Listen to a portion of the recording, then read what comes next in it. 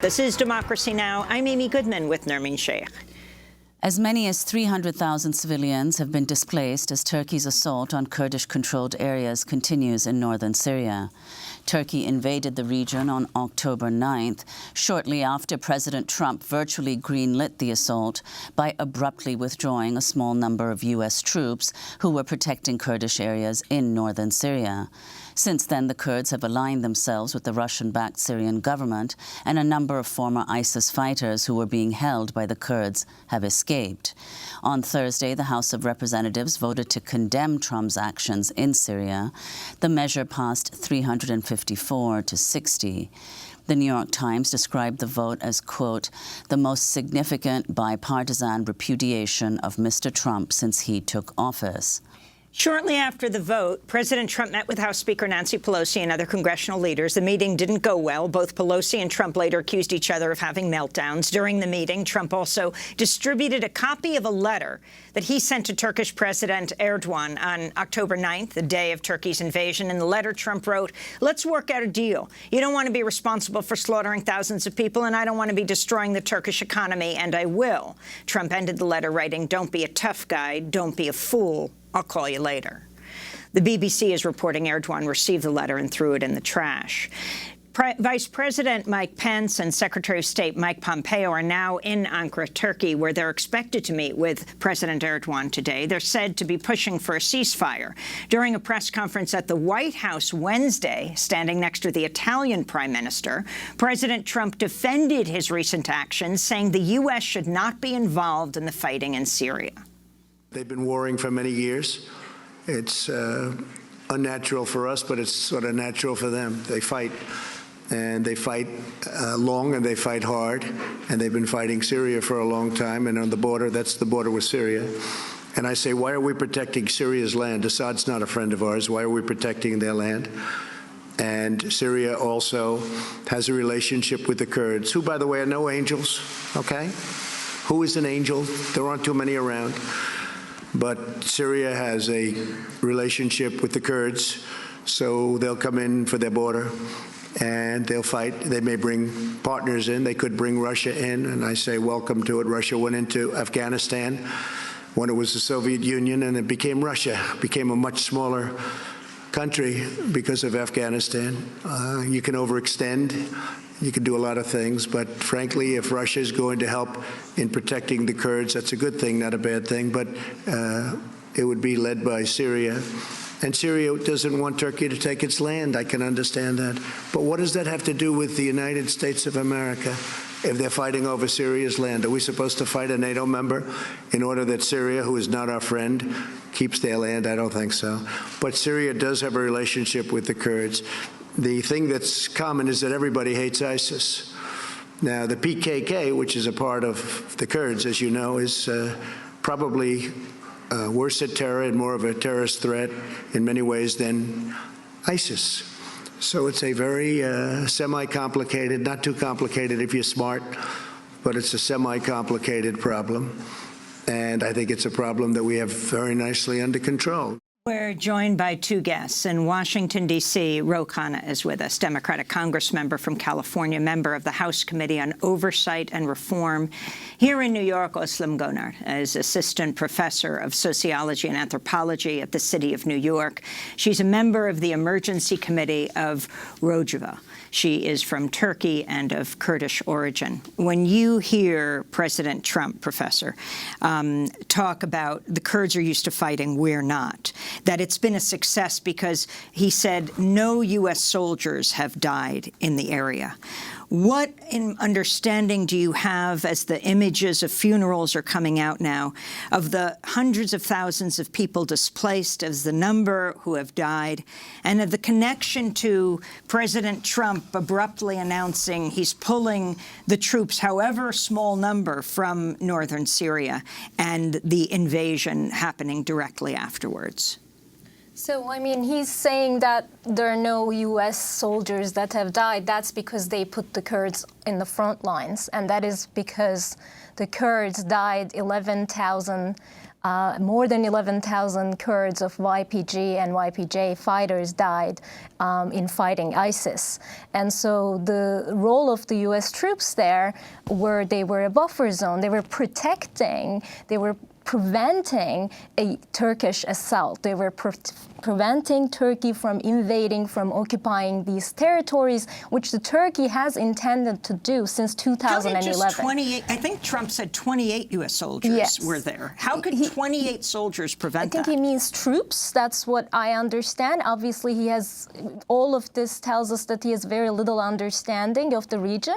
He's talking about Iraq all of a sudden, which, is confusing.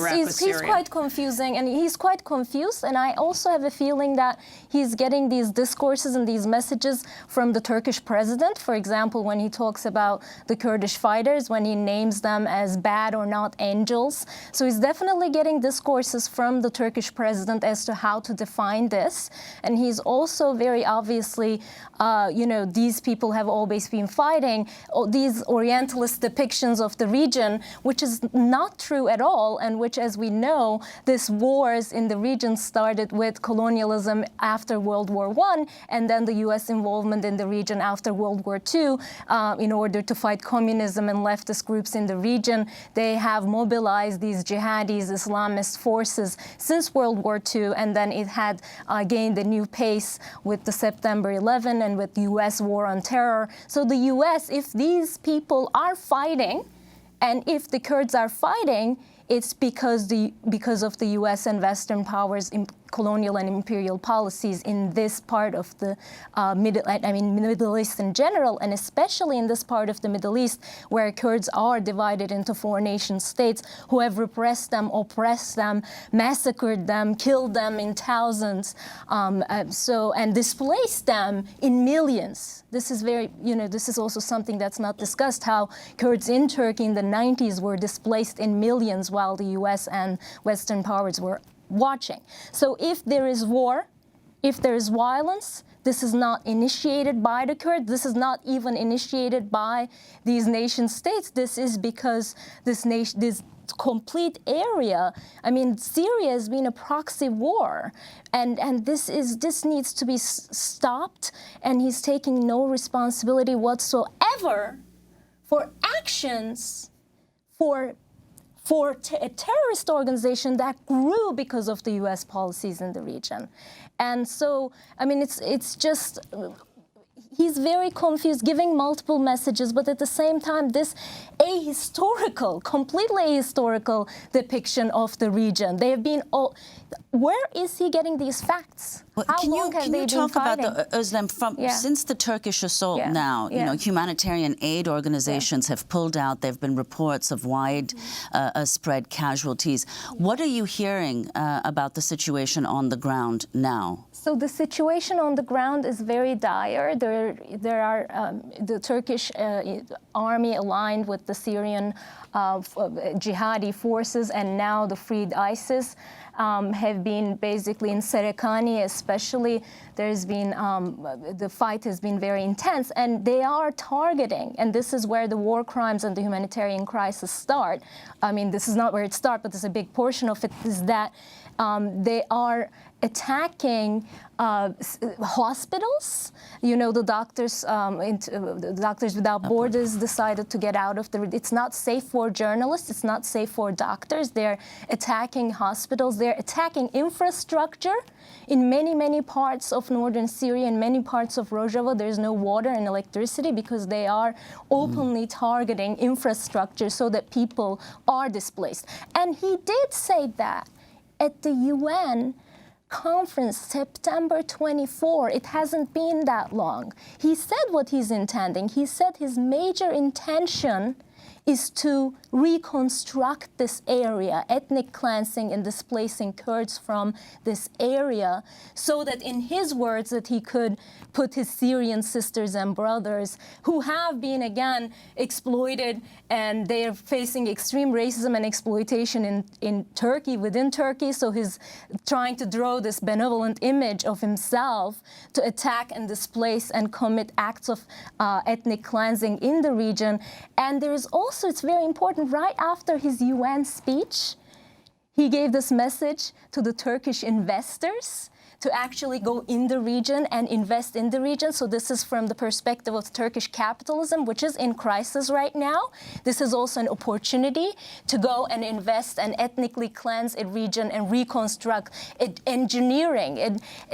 This is a war crime because they're doing population engineering. They're doing, a complete project that he declared on the UN, that the world leaders watched, that the Trump gave a green light. He keeps saying he's not given a green light. But he did this after phone call, and he decided to take the troops out, which everybody knew that Turkey, from 2011 on, wanted to invade this region. In 2014, when Kobani was under attack, Turkey, there are proofs, several proofs that Turkey was supporting the ISIS fighters in their fight against the Kurds. Well, I mean, President Trump knew this because in the announcement of his conversation with Erdogan on October 6th, the phone conversation where President Trump announced he was abruptly pulling back the U.S. soldiers, they said that Turkey would invade. We're going to go to break, and when we come back, we'll also be joined by Congressmember Ro Khanna. Stay with us.